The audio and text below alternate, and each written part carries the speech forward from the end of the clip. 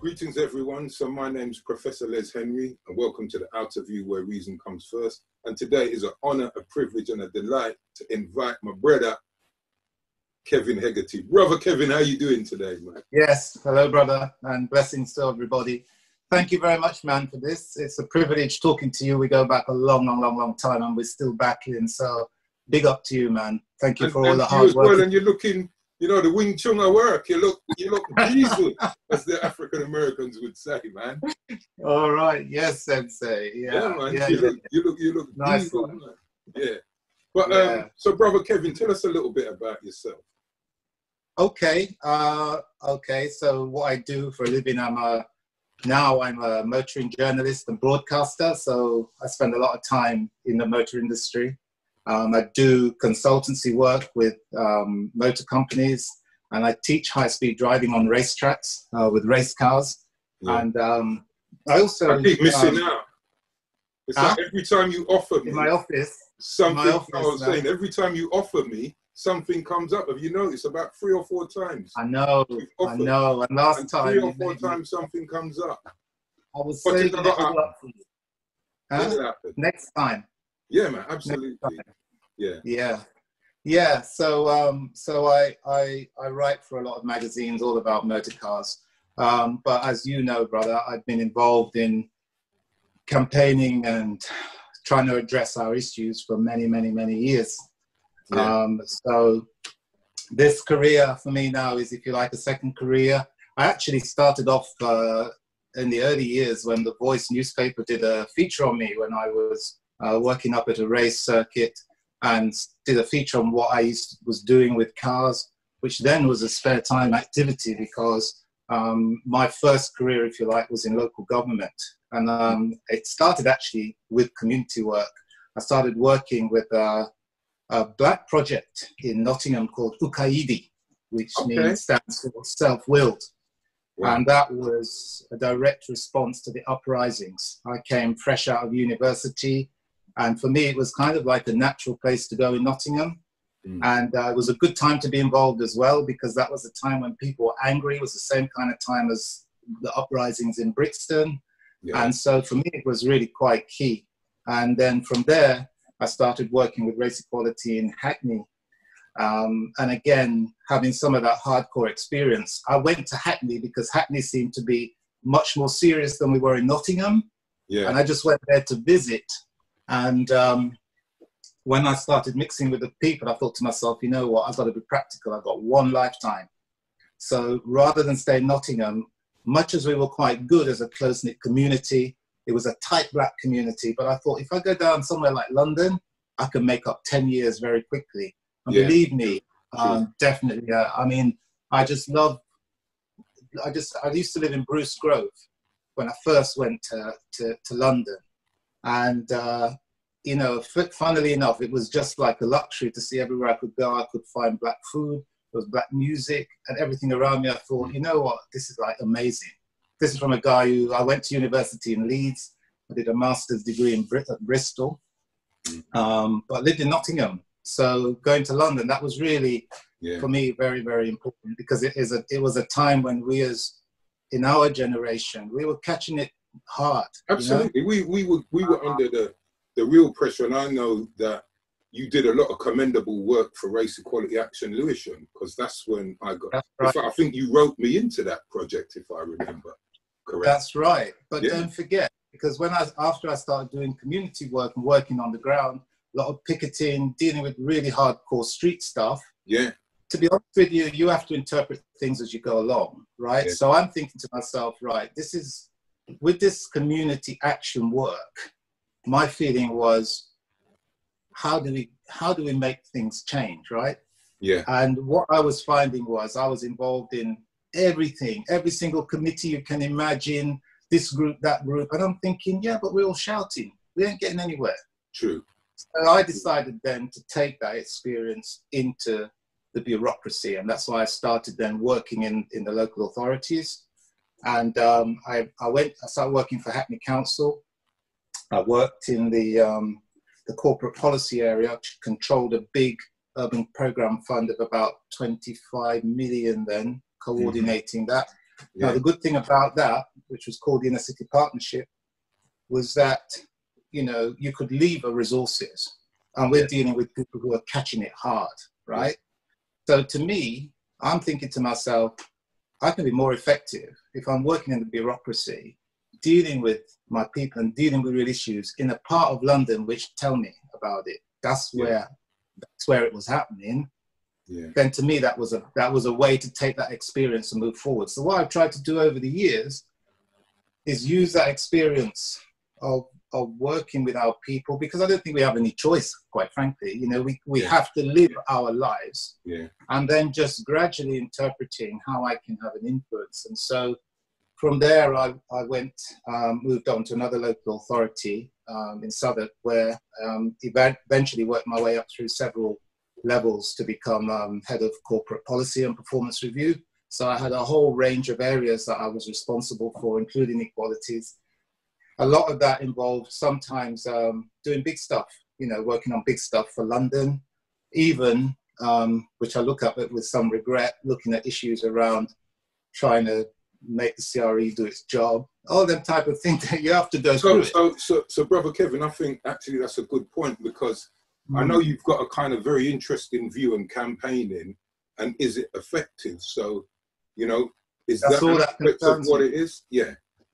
That's all that concerns me, because, and you and I are similar age. So for me, my education when I was around 16 was exactly the things you focus on. I'm reading quite, in fact, one of the things I'm so proud about with Ukaidi was that we got Kwame Ture. I actually got Kwame Ture there to talk.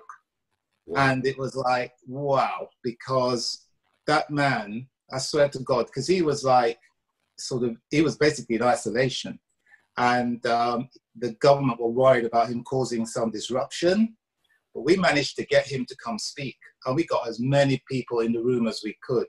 And Jesus, man, if that man was, you see, like Malcolm X, same thing, lucid, strong, knows where he's coming from. And I was watching all these people coming in, you know, they just finished their factory work, this, that, the other, got somebody to look after the kids, just normal, straight black people. And I'm watching them, their consciousness was changing, and you could feel the energy in the room. And I thought, if this guy is here for more than 2 months, you're going to see some serious rebellion in this town. Yeah. But obviously, I mean, they soon got rid of him, which is a shame. But what it did show to me was just how much latent energy there is in our community, and you just need somebody to stimulate it. Absolutely. But the thing for me, Les, Professor, which I'm so proud of. You know me, man. You just call me Les, man, not lyrics. Absolutely. Yeah. But for me, it's been a personal experiment. So after I'd worked in Southwark, I set up this consultancy, and I did quite a lot of work looking at basically tackling inequality from all angles. I even worked on a project looking at different approaches across Europe. We actually won commendations for that, about how you tackle inequality in localized areas. Yeah. And for me, it's been a kind of incremental way of saying, right, I've done this, I've done that. I can't leave it behind. I have to find other ways of tackling it. But for me, it's where you have influence that really matters, yeah? Because you know, you can shout as long as you like, but who's listening? The people are listening. It's the wrong conversation anyway, often. It's the wrong conversation. The people who are listening are the ones who are in control. Yeah. So if I'm controlling you and you're saying to me, I want you to treat me equal, it's like, okay, let's discuss how we can do that. But I'm still controlling you. Absolutely. Do you see? Yeah. So the issue for me is that we have to kind of work at all levels, and my kind of progression in reinterpreting how I feel I can live who I am has been through working through those circles. And I think latterly, when I headed up Race Equality Action for Lewisham, Lewisham Race Equality Action. And again, that was an opportunity to actually begin to use energy from another generation. So we spent a lot of time working with black youth, very bright black youth, saying to them, go out there on the street, let's get the cameras out, let's see what's happening, bring it back, scared the police to death. Yeah. I mean, now it's... Well, I know that for a fact because, sorry to cut you, but one of the things I piggybacked on when I did something on the Ending Gang and Youth Violence initiative for the Home Office was I piggybacked on some of that stuff, because that's exactly what we did. We trained up the young people. This was through Lewisham Way Centre, and we put them out on the streets with the camera. And for that project, they were interviewing police officers, the mayor, the head of youth services. And you're right, because a lot of them actually, whoever was the commander, borough commander for Lewisham, body swerved us. And a lot of the times they did is because these youth were armed and they were primed to ask the right questions. We sat down with them and we reasoned through things with them, and we said to them, what impacts your young lives the most at this point, that if you had that platform, you're going to ask these people? And I know that's what you were doing with the Race Equality Big time Action Lewisham, because it's important. Because again, it comes to that notion of, you know, we can campaign, and I know I've heard you say this before, we can campaign all day long. But how does that create economic power? How does that create autonomy? So, your thoughts? No, absolutely. Well, to be honest, that was part of my journey, because I personally then felt I've kind of gone as far as I could go. So I don't really want to, you know, I want to feel that, and something is happening in my lifetime, okay? Because I've seen so many. When I was a kid, there were people who, like, there was a guy called Eric Irons, who was a so-called the very first black JP in this country.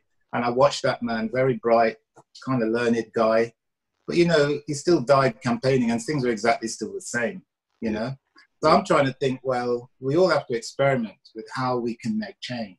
And to me, making change is power. And so therefore, it's the power of self-determination, And therefore, to me, I'm saying, fine, I've gone this far, I've learned this. So it doesn't mean that everything else that I've been doing has been wasted. It means I've worked on community, I've worked frontline, I've campaigned, worked with my own people, worked with young people, worked in the bureaucracy, and it's like, what next? So I took it into business. And I started working quite high-level business, actually. It was very interesting to see all over the world. And watching how power structures have been working within a business context. So when I decided to kind of like, the things I do now, so I was working in television as a presenter on ITV's motoring program called Pulling Power. I was doing stuff, because of my high-speed driving stuff, I was doing like the stick type of stuff. And that was really quite fun. But at the same time, I've been working with in other media. And I have to say, I have to give credit to The Voice. I'm their very first fully committed motoring editor. And, you know, that, I think I gave a lot to The Voice, but I think The Voice also gave a lot to me. And it helped me, you know, to get into an area where, quite frankly, every time I go into any other setting, there's no black people. I've never seen it. It's one of the only black driver I ever saw on TV, which is why when you reminded me it was you on that program, I don't remember one other black. In fact, even now on all these Top Gear and all that, they're not black people. No, apparently on these Top Gear and all these programs, they don't have black people on them. No. Apparently, I'm officially the first they ever had in Britain. That's how they say it. But it's not mattered to me. They should have had it long time. You know what I mean? That's no big deal. Absolutely. But to be honest with you, sort of going then from working in public sector to going totally private sector. So a lot of what I do now for a living, I was doing as a hobby. But then I kind of developed quite a lot. You know, I've done quite a lot of qualifications. I worked with a lot of big corporate manufacturers. And it's funny enough, yesterday, I was engaged with a very big manufacturer on literally Black Lives Matter. In other words, they're saying to me now, we've seen what's going on. We don't think it's good enough any longer for us to not respond. We accept that silence is complicity. We don't want to come in there condescending, right? We're probably the problem because we're all white male and we run this multi-billion-pound company. How do you think we should change? And I said, well, quite frankly, the first step is to actually take the action to have the conversation. But if you say to me that you're going to pull me into a forum to discuss things on the terms you suggest, I would suggest we part company right now. Absolutely. Yeah? Yeah. Okay? Because if I've learned anything from all these years of working in race equality, and there's something I'm going to tell you about, you same one, that I haven't spoken to you about before, but you said something about how, you know, like, I helped to engage you with a lot of the stuff we were doing on the ground in Lewisham with the youth. There's a reason why that happened, and I'll come to that straight away. It's because I was organizing some event up near the Horniman Museum. It was like a big equality event. You came along. Yeah. You came along. I didn't know you then. Yeah. But a brother was on the platform talking stuff. And I thought to myself, I'm getting embarrassed by this, because this is one, I don't even remember who the person was, but you know, all those nice political niceties we can make to show that, you know, and I'm thinking to myself, we've passed this long time. Yeah, the guy was embarrassing me on stage by what he was saying, because he was pandering to the political masters around him. Yeah. So I thought to myself, I'm not liking this.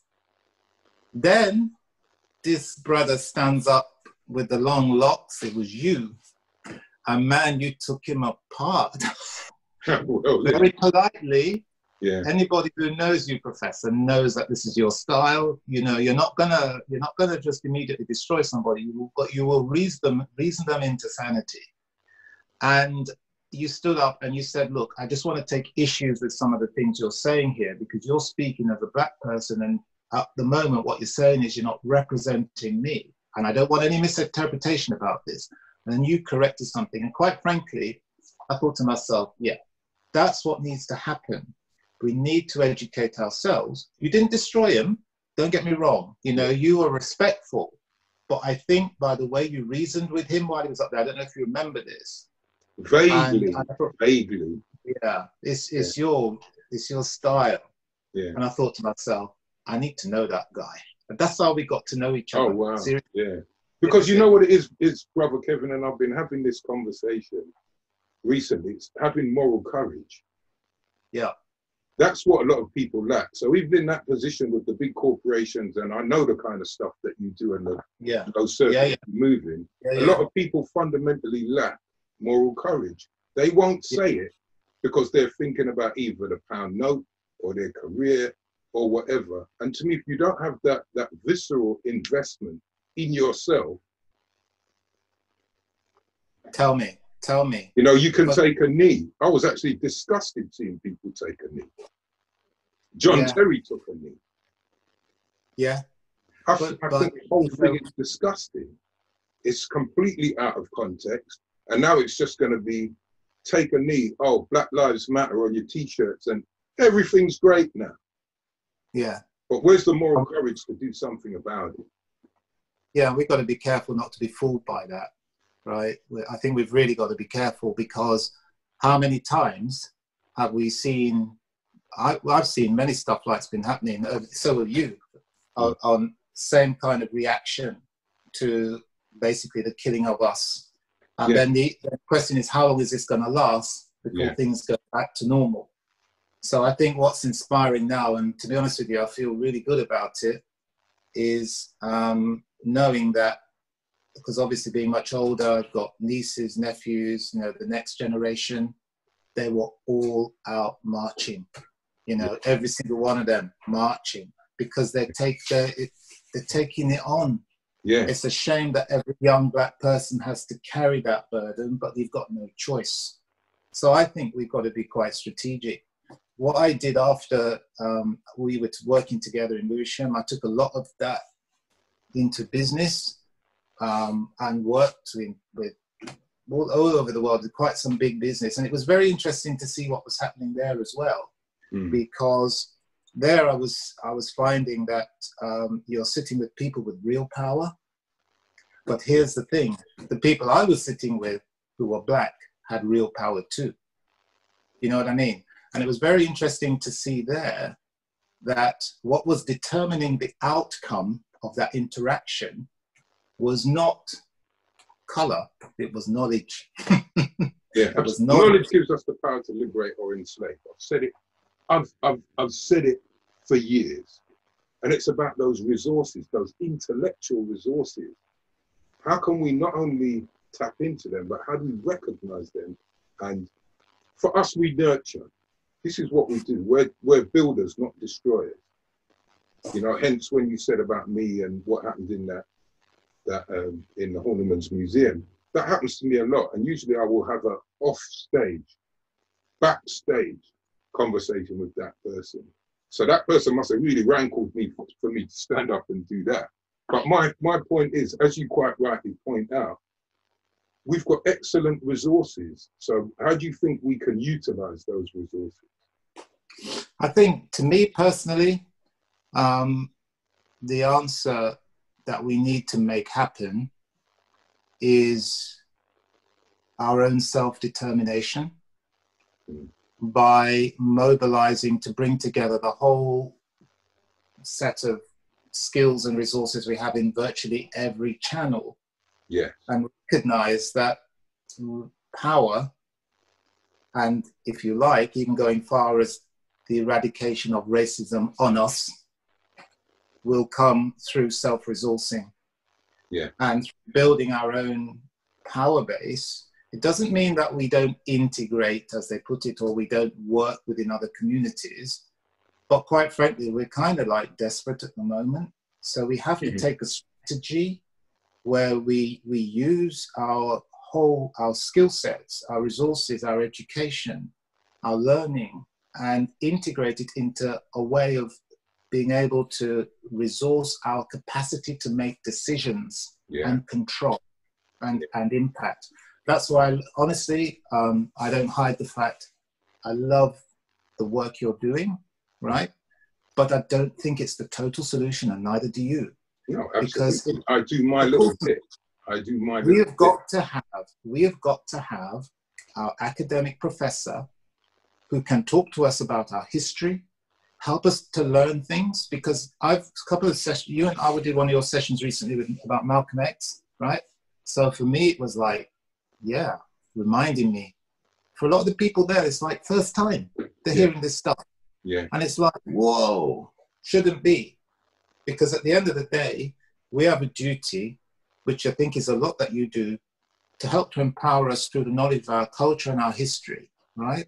That is the foundation for us to be able to utilize all our other skills. I know, because I've seen it. The guy, I know people black people, massive brains on finance, business, economy, shares, investments, right? There's we have you as a powerful resource. Unfortunately, it's a shame that you are such a big picture, because there should be so many others of you, doing the same thing. And we have got enough richness, and the richness is in the resources, not the money. We just need to have the capability. Absolutely. Because let's face it, I can give you £1 million today and it can be gone tomorrow. But if you have the skills to make sure you can make another 15 million, then surely that's more important. And I know that we have it. And I think at the moment, for me, the big gap is we need to find ways of bringing those resources together. We need to be clear about where we need to go, and we have to recognize that. Point. That's a crucial point. You need clarity.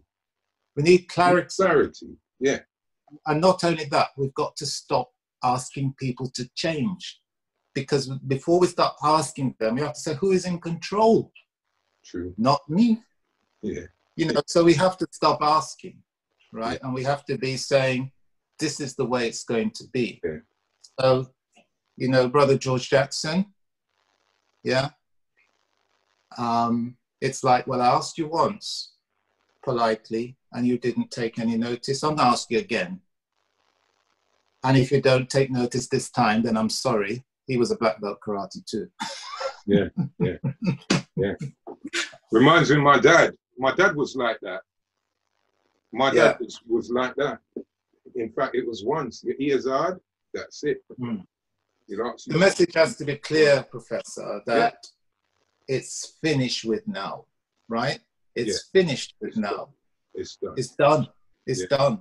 totally not asking agree. you anymore. Because the thing is, you know, I was having a conversation with someone the other day, and I said, yes, we can use words like equality and unconscious bias training and implicit, and this one that always freaks me out, microaggressions. You know, let's say you're African brother or sister, and your microaggressions, your colleagues, instead of calling you omolola, they're calling you omololi or something. It's going to impact you. They call it micro, then you might get home and take that out on your family, your child, your husband, because you're holding that stuff in. So to me, I think crucially, what we want is we want an equitable society. We don't want an equal society. We want an equitable society where everybody gets what they should get for being members of that society. And I think it's a different conversation. Well, to be honest with you, for me, it's quite simple. I just want to deal with life on the same terms as you. Yeah. And if you stop doing it, we've got issues. Yeah. Simple. And Jim Brown said that. That's exactly what Jim Brown said. You know, right. That's one of the things what people should do. They should go online and listen to Big Jim Brown when he's talking to this white interviewer about, you know, he goes, I make my money, I pay my taxes, I live anywhere I damn well please. Thank you. And Thank you. It. He goes, I'm not pandering to white people for acceptance. I'm not begging you for anything. I make my money, I pay my taxes, I live where I damn well please. That is my view on it. But Brother Kevin, before we go, something unusual about yourself. But I know there's one thing, you've been a little bit modest about your driving thing. Because I know you created a very unique initiative where you were taking young people, recalcitrants and potential criminals and ex-offenders. That's right. The streets, and you were teaching them motor racing skills and car mechanics. That's right. Yeah. Yeah. It's just part of my experiment, brother, because what we did was, it was like, how can you create reality for people who are not playing the game at the same level of everybody else and make it happen? Okay, so I was working with a North London college, and the idea really was to, a lot of these young kids wanted to go into motor racing and motorsport, but they do the course, they don't get jobs, right? So, and you can imagine proportionately where that not getting job ratio falls. Yeah, yeah. So what I said to them was, why don't we do it this way? Give me the money, because I used to work, before I started doing this work, I worked with Nigel Mansell, the Formula One World World Champion, and we were racing Ferraris in the Le Mans series. So I'd spent 3 years as their head of media and public relations and racing Ferraris, basically. And so I understood what was involved in running a race team. I was in GT racing. So I thought, look, how can you use that experience to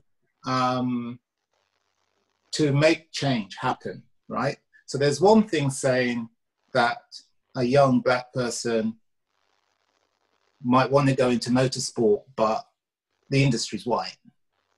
Or you could say, how do I help to get these young, not only black, most of those young kids. No, because I saw your project. Yeah, you just was with anyone who. It was all for young kids. Yeah, yeah. So it's like, you know that unless you have a kind of academic record that fits the stereotype, if you're poor and you want to go into motorsport and you can't say you've been to this college or that college, it'll be tough. Yeah. So here's the thing. I thought, how can I reinterpret that?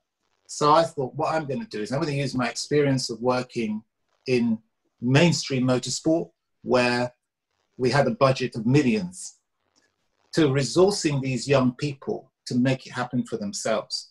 So what I did was I got the money. They gave me the money and they said, yeah, let's see this happen. I bought a car. I bought one car to begin with, went to the motorsport students and I said, that's your car. Convert it into a race car, and next year we're going racing in this championship. You've got this amount of time to prepare the car. And then when you prepare the car, we're going to go racing.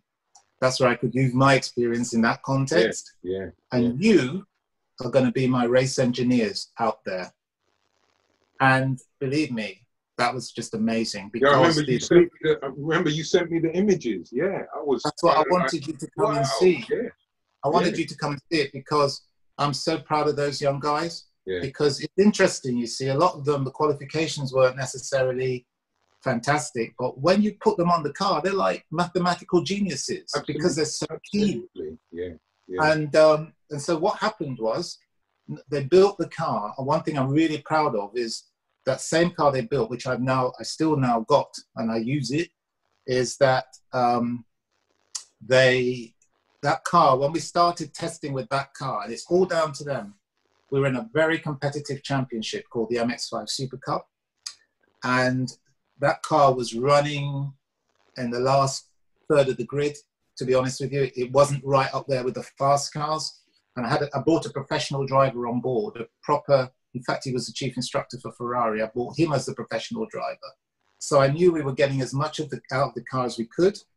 And those students developed that car over 2 years to such a level that the last time I tested it at Snetterton, we had got the same time as the pole setter and race winner the season before. So that meant they developed that car from nothing, one of the most competitive cars. And the other thing is, which I must say right now, is that a lot of those young guys, they not only, I take them to the circuit, and they made a point of putting them with other race teams for free, so they could be exposed to those teams, which gave them jobs in the end. Because those other race team owners would come over to me and say, and I had them all come dressed seriously smart in their uniforms. So every time we come, I remember seeing them in all their leather stuff with the numbers and the whatever, the logo, whatever. Yeah, I remember. I had a situation. Probably got those images on an old hard drive somewhere. Yeah. So what was happening there is we're in the garages, in the pit lanes at different circuits. And I've got race team owners coming over to me and saying, what's this all about? What's this all about? We've been watching it because in my business, I've got young guys like that at college, and they can't do what your young guys are doing. You know, they're at college, but I'm watching what these guys are doing. They're changing gearboxes overnight. You know, so it's like, so what used to happen is they'd come along and say, right, I only need about 4 in a car. I'd take about 8. The college paid for them to be there for the whole race weekend. The employers would come and they'd say, right, I have you, I have you, I have you, and I have you. They take them and they work on their cars. Then they get jobs. And that helps to overcome, because all those guys are concerned about is who's good and who can do what they can. And some of the other guys. Sorry to cut you, brother Kevin. But you see, to me, one, it's beautiful, the pragmatism you employ.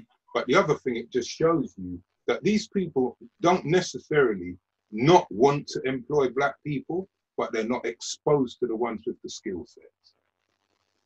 And also that leads into your the conversation around how do we utilize these resources that we already have.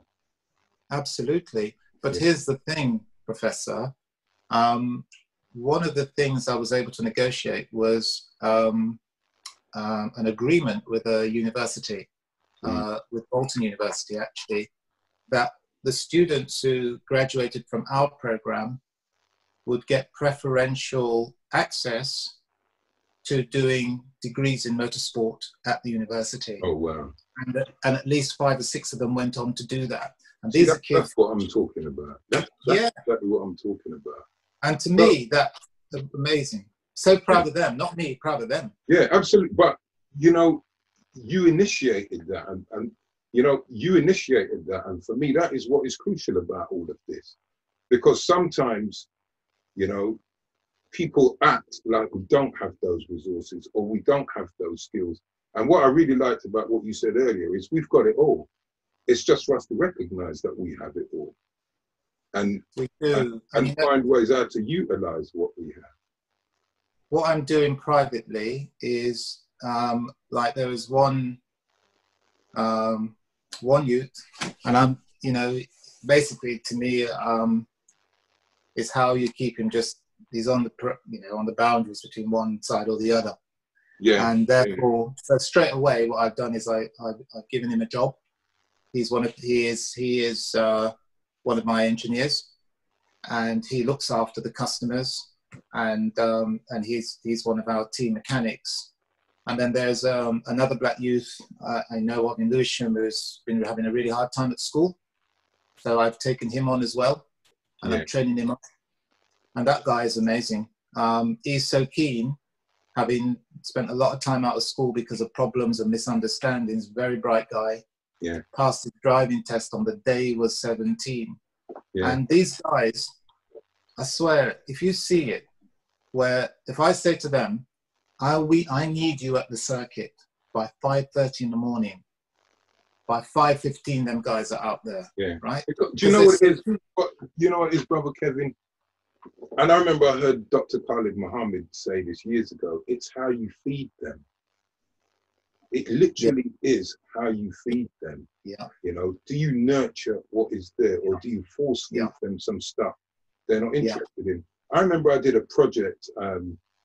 Now, it was part of University of West London where I teach. It was the outreach. And we had some children come in from a pupil referral unit. And there was a boy there, white kid, about 14. And, you know, I always say to them, oh, what's your hobby? And he goes, I like track bikes. And I'm like, oh, yeah, because I know you can ride them at 14 if you ride them on private ground. Or whatever. Yeah. Do you know the boy more or less took one apart and reassembled it, like his old man, I think it was his dad or his uncle or someone, bought him one that wasn't any good, and he took it apart and reassembled it. And it was one of the other children in the group said to me, yeah, he's a nutter. He more or less built one from scratch. And I was like, 14 years old, no official training, but he did it. You know where he said resourced a lot of it? YouTube. Go on. Yeah, tell me about it. What I've found really useful about this project is I've been having some communications from black lecturers who are working with kids in colleges and saying that they've heard about this project and they'd like to get involved, do you know what I mean, and see if they can duplicate it. So to me, if we can take initiatives and do things where we can demonstrate results through our own resources, I think it can spread the word. Absolutely. Absolutely. Yeah. And sometimes it's incumbent upon us who know, and those of us who want to know, to locate these resources or make these resources known. Because as you said, and I totally agree, it's too late now. All the talking has to stop. It has to be action. I am only going to deal with people who are dealing with action. All the talking and the blah, blah, not into it. It's too late in the day for that now. And the world is actually waking up to what we've been saying for hundreds of years. But now to me, it's too late. So Brother Kevin, have you got a takeaway? I kind of did the surprising thing. I kind of did a little takeaway. What would you like? When you take away, what do you want? Like something you would something like to think about. Okay, it's something just occurred to me, right, as a phrase, because I think at the moment we can't, like you just said, Professor, we've talked for like quite a few hundred years. Yeah. So if we, you know, don't have to do that much talking. We have to do the reiteration and the cultivation, but we need to kind of move on now, right? Now the issue is people are not going to give us concessions, and we're not asking for anything. You know, what we're saying is we just want to do things in the same way you do. Okay, so a phrase that came to my mind as a teaser is Black self-determination equals eradicate racism, ? Yeah. Yeah. Something to think about. Well, we'll leave people to think about that, and then they can always feedback on the YouTube channel, or they'll catch you up. You know, it's not difficult to find you. Yeah, I'm on motorrevelers.com. My brother Kevin, it has been an honor to have you on the Outerview, where reason comes first. And one of the things that really strikes me every single time I've reasoned with you is your pragmatism and your practicality. You're not into all this talk. You're a do and keep on doing person. So I really honor you and respect you, and I give thanks to you joining me on the show today. Nice. Nice one, brother.